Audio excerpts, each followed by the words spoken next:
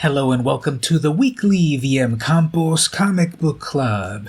This is the podcast where I review a comic book, new or old, from my collection and rate it on the factors of the cover art, interior art, plot, and enjoyability of the book on a scale of 1 to 5. And then I tell you to get it or shred it.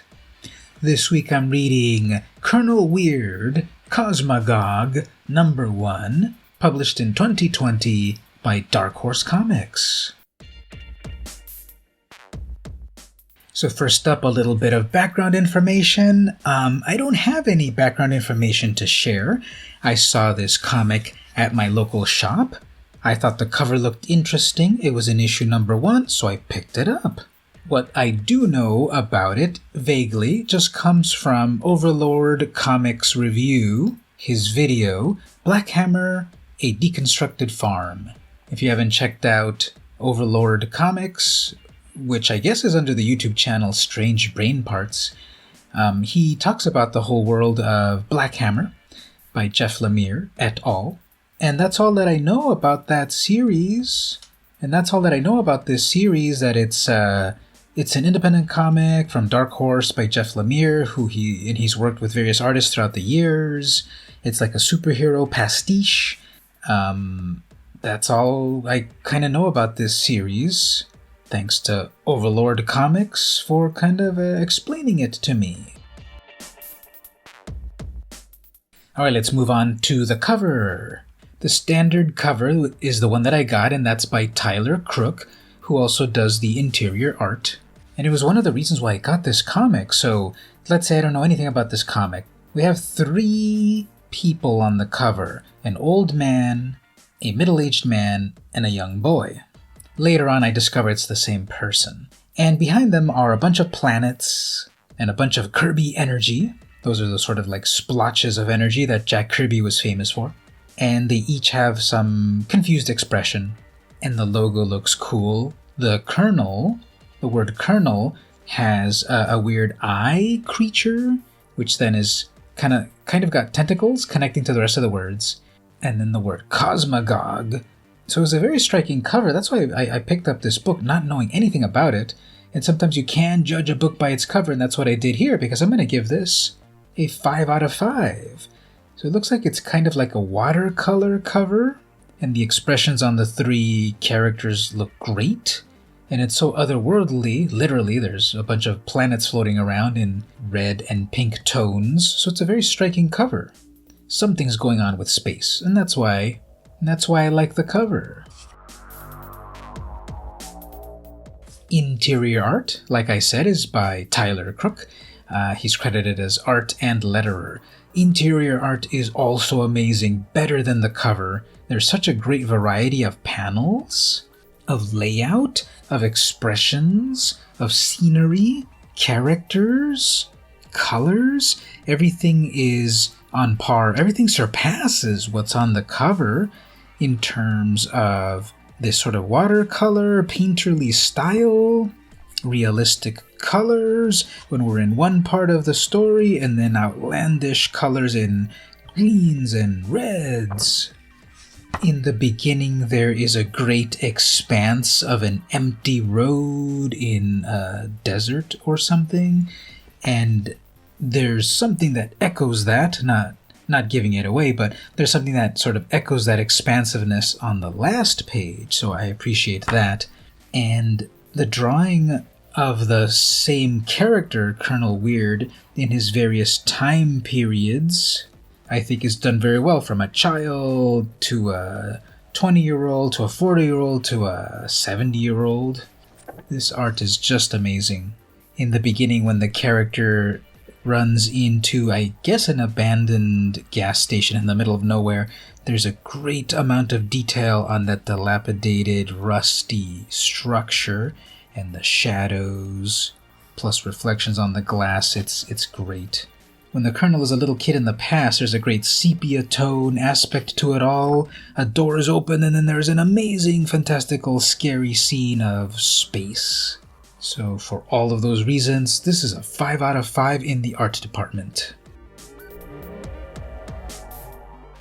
And the plot is by Jeff Lemire.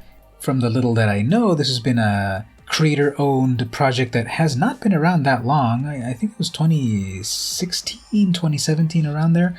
And there have been various main storylines and then side storylines, and this is one of them for this particular character. So, on the one hand, I'm tempted to give this a 1 out of 5 because I don't know at all what's going on, especially because we jump between so many different time periods. I don't know this character. I don't know the significance of these time periods. It's a very confusing book. I think it's on purpose, even if you know the rest of the story, I guess?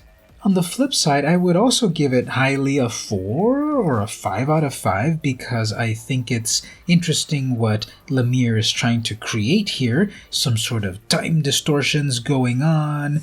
The main character traveling through different points in his own life. He's very confused in the current time period, if you could call it that. He's a wide-eyed child in the earlier time period. He's a tough space explorer in another period. He appears to be some sort of religious guru in another. So you get all of these different perspectives on this one character. So on that aspect, I think the plot is very good, can be rated pretty high. So take your pick. It's either very low because it's very confusing, or very high because it fills in so much if you've been up to speed on the previous books. And lastly, the enjoyability of the comic. I guess I'll give it a 4 out of 5. It's visually stunning. I love this art. I think Crook did a wonderful job on the art tasks. It's a sumptuous book to enjoy artistically. The plot, as I said again, is really for those that are initiated. If you're not initiated, you're going to be extremely confused, but you'll probably be enjoying the book nonetheless because of the visuals. So I'll give it a 4 out of 5 on the enjoyability factor. Lastly, should you get it or shred it? I'm going to waffle on this one again. You should get it if you're into the world of Black Hammer, what Jeff Lemire has created. And this is a popular creator-owned comic. If it wasn't, it wouldn't be published this long. So get it to just understand more aspects of the character and the world. But shred it if this is the first book you're diving into. It may cause you then to go read the other Black Hammer titles. To be honest, for me, I probably won't. I've got just so many comics to deal with that I wish I could add another series. I don't think it's that long of a series, I guess, to digest in trades and so forth, but for me it's all about the singles. So you make up your own mind here. Get it if you're invested, shred it if you don't know anything about this world. And that's what I thought about Colonel Weird Cosmagog #1. Let me know what you think of the book. Have you read it? Have you read other Black Hammer titles? What do you think about Jeff Lemire, his writing prowess? And what about Tyler Crook? What else do you love of his? Tell me about that in the comments. Consider heading over to Patreon, patreon.com/vmcampos. Pledge at $1 to help out a creator, someone creating comic book related stuff that you like.